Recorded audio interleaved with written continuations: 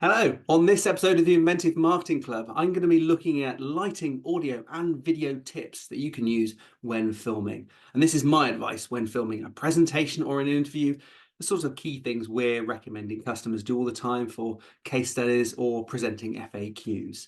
So let's get right into it. First thing I want to note though is that I did another one of these club sessions called IMC130, which is all about better YouTube engagement, and I look at having a great idea first and foremost, then how you structure your titles and thumbnails, because that's really important. If people don't click, they're not going to watch, and then how to look at the script. And basically that's quite fun. We're actually pulling together lots of ideas from other YouTubers there. In this particular one, these are my bits of advice that I've learned just myself during filming or learned from other experts. First, we're going to start with these key areas: audio, lighting, and framing. The first thing, I think before you start anything in filming, is just have a really positive attitude to it. It's going to go well. It will go well. Don't rush, have fun, and really try and enjoy the process. I mean, that's absolutely key for both you and the people you're working with, whether that's an interviewee or other people on the team. I think the more you enjoy it, the more it will go well. The other key thing, and this is just a general bit of advice when you are filming, is not to talk too much about it and to show. So with that in mind, I'm going to show you some of the key areas that I think are important to do with lighting, framing, and audio, rather than just talk about it. So this is, you've probably seen this before if you watched some of my videos on video. And it's to do with, it's kind of a range of different things I'd recommend, particularly to do with lighting. So if we take the top left image, I'm giving an illustration there of what it looks like when you don't have any key lighting, any lighting on the main subject. And really, you've got very little lighting in the background. You can see there's just a single window open to one side. It looks very dramatic, and if that's what you're going for, then fair enough. But usually the sorts of video that I'm promoting in marketing, you want it to be well lit. It's all about the person or the object that's in front of the camera. So moving on to the one on the right hand side, I've got a simple lamp. I think it's just an IKEA lamp in front of me. It's helping light up the face. It looks a bit better. We've still got that drama. Now I've opened both windows. I've got a lot more light in there. One of them is a bigger window, so we've got a lot of natural, soft light. It's not very hard. We're not getting a lot of hard shadows there coming in. Looks a lot better, frankly, because we're getting, it's quite a white room, so the light's bouncing around. A little bit more is getting on my face. And obviously the camera, I think this is just a simple webcam. The camera is adjusting for the amount of light in the room and trying to balance the color accordingly. However, when we've got that nice soft light at the back, and then we've got a key light on the front, which is the image on the middle left, you can see everything's a bit better. My face is a lot clearer. I've got a bit more hair then. You see how long ago it was.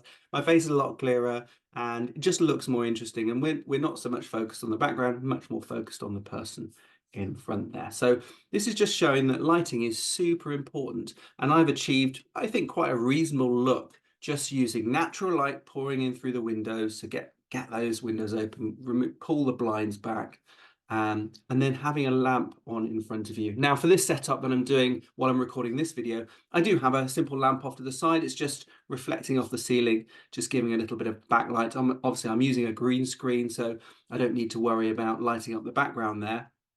But it does help to light up the green screen to help the camera key off that and enable you to have nice sharp edges there, and it's not too blurred. And then I do have a light, just you can just see it up in the top corner of my screen, just to help light up my face. So I'm effectively doing the same thing. I'm lighting up the room, lighting up the back, and then lighting up my face as well. So the same works whether you're sat at home on a webcam or you're doing an interview. Now moving on to some of the other things on here, though these really now apply these slides to when you're doing a Zoom conference, or you are you're just presenting directly to your web camera, so you're sat behind a computer. But they're worthwhile tips, so I'm going to share them with you. So the first key thing, and I find a lot of people still don't always do this, is they're not looking at the camera. So the key thing to do, rather than talking off to one side like this, is to actually position your video just beneath where the camera is. So my camera, you can see I'm pretty much pointing to it now. I've put my video preview just underneath, so I can look at that. Or if it's someone I'm interviewing, I'm talking to, I will put that straight underneath. So I'm looking at that camera. You can also use sticky notes as well. So if you've got your post-it notes, you can write some notes on there and stick them up just past the camera. It means you can always refer to those notes in case you get stuck. That could be ideal if you are interviewing someone, or maybe you've got a sales call and there's a couple of key points you want to hit home. That's a really useful one.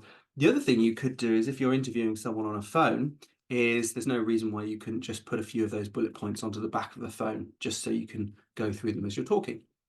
Finally here, just showing that I'm using a simple IKEA lamp. The wattage isn't particularly high. It's very simple, very straightforward. And then the last two slides are talking about a mic. Now, I've not got many slides. In fact, this is the only slide to do with audio. But I would say audio is the most important thing to get right where possible and within your budget. Because the first thing to do, I'd say, is to get some sort of external microphone that you can get as close to your mouth as possible. Now, the one that we've got pictured in on the bottom left is this one here.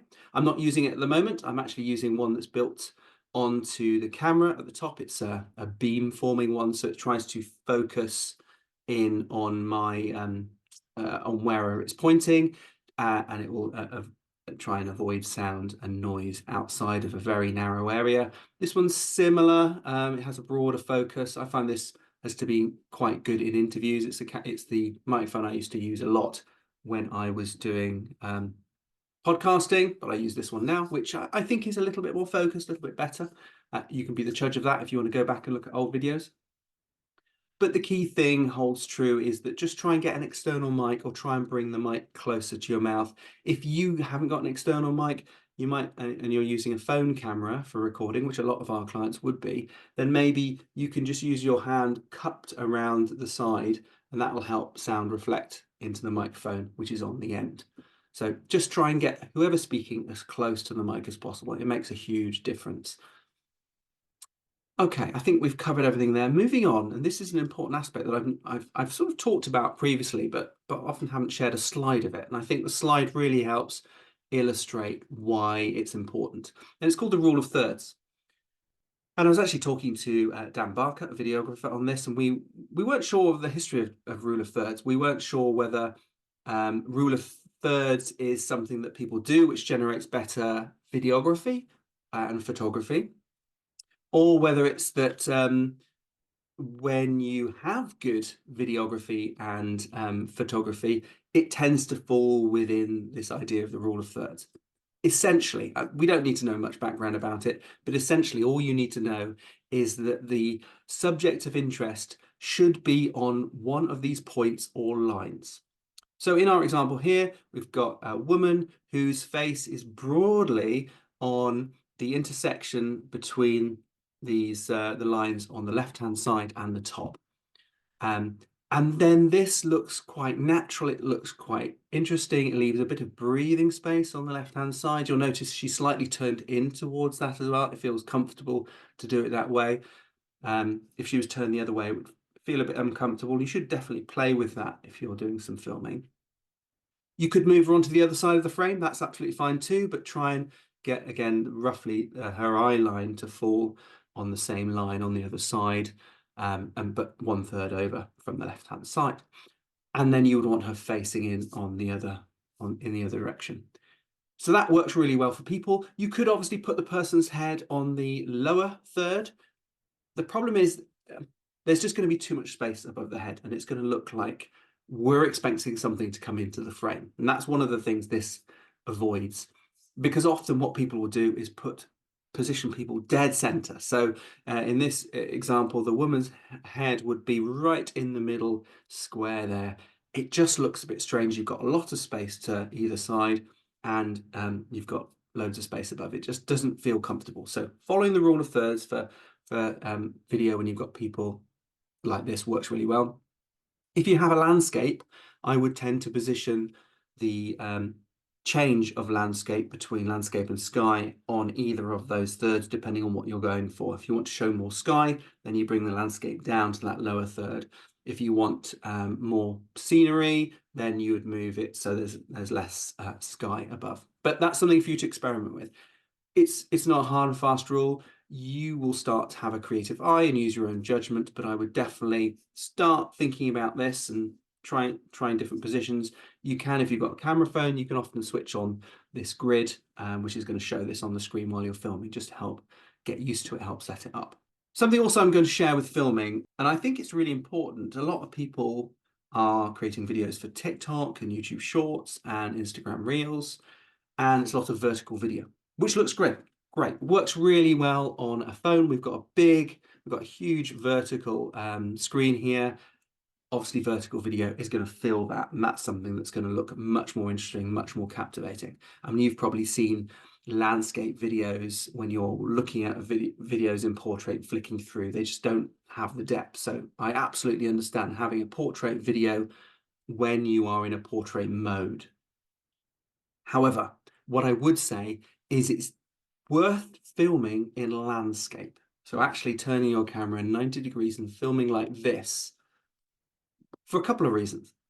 One, because I think you are able to get more data that you can then reuse and repurpose for different video sizes. If you just film in portrait, then you are going to cut down the amount of available video that you can use, and it's very difficult then to translate it to landscape. Let me show you what I mean. So we've got two very similar frames here, and I've got a red line marking where I might position my frame loosely if I was setting this up for a shoot. So we've got one on the left, which is portrait, one on the right, which is landscape. And often you might see this on certain sets, is they often will have a professional camera on one side, and then they might be shooting the portrait reel directly into a phone which is attached to the side of the camera. That's certainly one way of doing it. But this is a way if you've just got one camera. So you've got a landscape crop and you've got a portrait crop. Well, let's see if we take that forward and have a look what they look like once we've cropped it down. So we can see the portrait one looks quite nice. The landscape one, actually, I'd probably adjust that a little bit, bring her head slightly further down so her eyes are lined up with our rule of thirds. But essentially they look pretty good and they work well for each format. However, if we wanted to convert that portrait video, which is all we've got because that's what we've taken, into landscape, then we've cropped off a lot of data. So let me move it forward to that. So in this particular slide, what we're showing on the left-hand side is I've now cropped our portrait video down to a landscape to use, which means we're incredibly close in on that person's face. We haven't got the office detail that we want. And that actually looks okay. I think we could get by with that, but I often find a lot of people who are who are taking portrait video are really close to their subject, and you've got nothing to play with at that point. However, you can see that the landscape video that we took, we are able to crop that to a portrait to get something very similar to what we would have taken with a portrait video to begin with. It just takes a little bit more thought. You've just got to have an eye on making a good framing up correctly for your landscape shot, but also bearing in mind where you might crop for your portrait. But if you do that, you can actually do both with a landscape video, and it's very difficult to do with that portrait unless you're really far back, which is not how people don't tend to shoot. So I'll definitely do it like that. One other bit of advice is that landscape videos work really well on websites. Portrait video is incredibly difficult to add onto websites, even on a mobile phone. So if you've got a mobile website and you're scrolling up and you've got a portrait video on there, it's going to fill the screen. That looks great on social media feed like TikTok, but on your website, filling the whole screen of the website is going to be really awkward. You probably don't want to do that. So landscape tends to work better. So just a little bit of advice there, and hopefully this makes sense. I just want to finish on this aspect now. So we've talked about audio, lighting, framing, and how important that is. Let's look at some of the things that can enhance what you do in terms of filming and give it that professional edge. So we're going to look at cutaways, or B-roll, as some people call it, and angles. Having different camera angles can make things interesting. So what do I mean by cutaways? So this is where, if, say, for example, you are interviewing someone, it's a 5-minute interview. That's a long interview to have just one shot of either you and you interviewing that person, or just the interviewer on their own. So you'd probably want to cut into other things, like maybe you're interviewing someone about their factory, so you want to look at the factory. You might want to look at some of the product. You might have a sort of a sweeping pan of the exterior of their building. Depends what you're trying to achieve. So you might want to make it more interesting by having these cutaway shots within it. But also, that person who you're interviewing might make mistakes. So you might need to cut around what they say, take out any bloopers, so to speak. So when they make mistakes, you're going to cut those out. And you're going to find that's going to happen a lot more for people who aren't professional interviewees.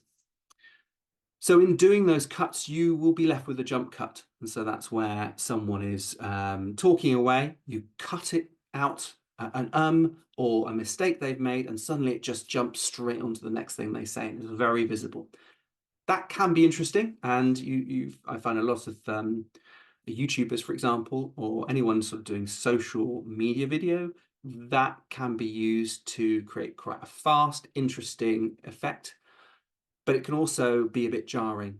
There's ways of covering it, so you can maybe just zoom in slightly. I see a lot of people doing that. It works quite well. Just zoom in slightly or zoom out slightly from the frame, so it's changing a little bit rather than just having this jarring cut. Or you can use cutaways, so you can hopefully cut to something that they're referring to at the time and use that to hide your mistake or their mistake.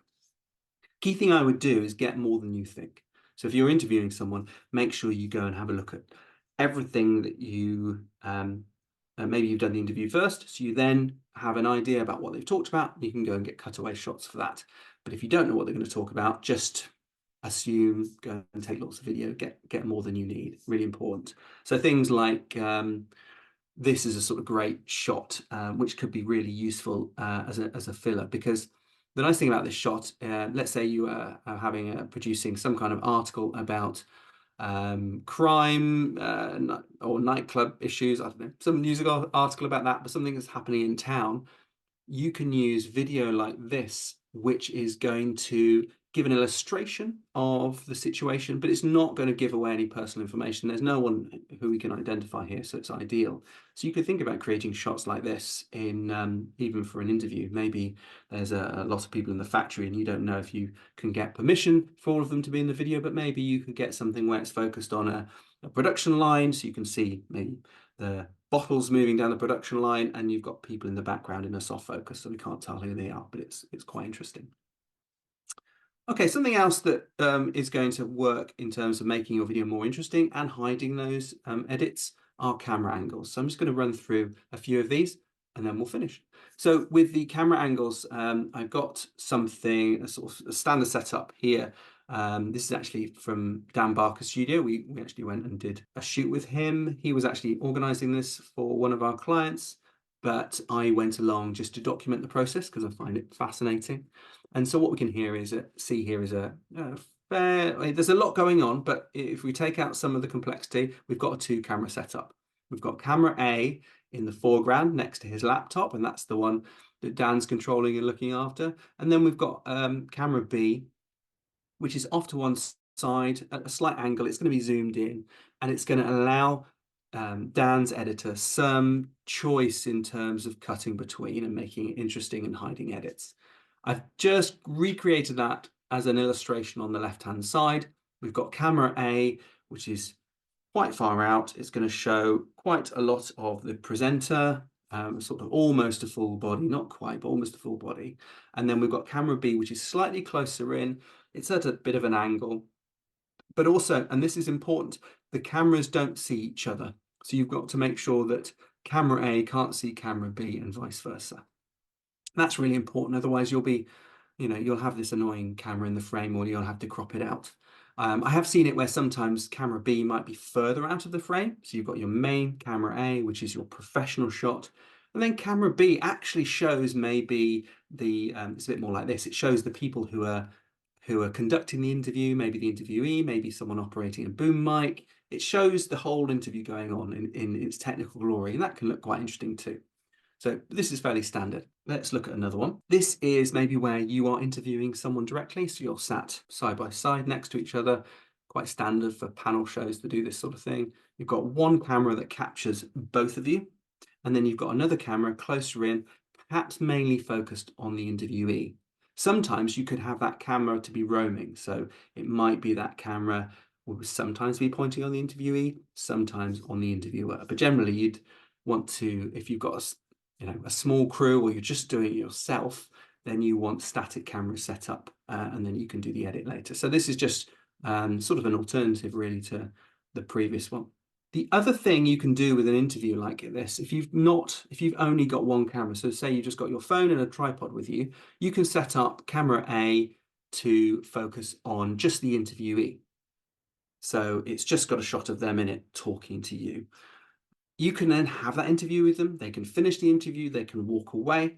And then what you can do is move the camera around to the other side and point it at you. And then you ask all of those same questions again that you asked, or some of the key questions that you asked. And including what are called noddy shots, where basically you smile and nod as if in response to something they've said. And that gives you then opportunities to cut away. So you can cut to you asking the question and then the answer. And if you need to edit or just to break up the shot a little bit, you can cut away to one of your noddy shots. So that's a simple way of doing it if you've only got one camera.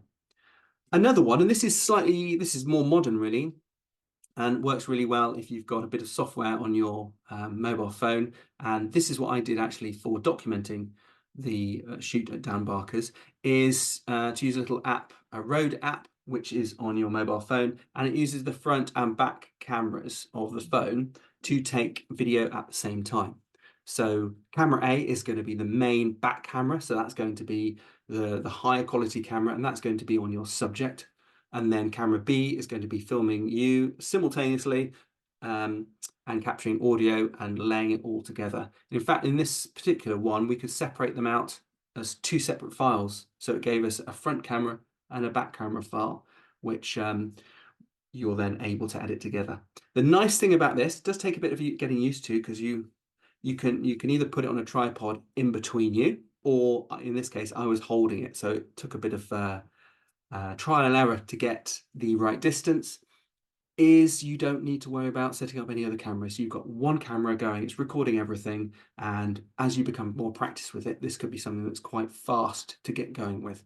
So this is using the front and the back camera at the same time. It's very good. I think that's it. That's all I've got to share on here. Just a few key tips that I often find I'm giving out to clients or sharing with people. And I think it would just be good to wrap these up in one single video. So there you are.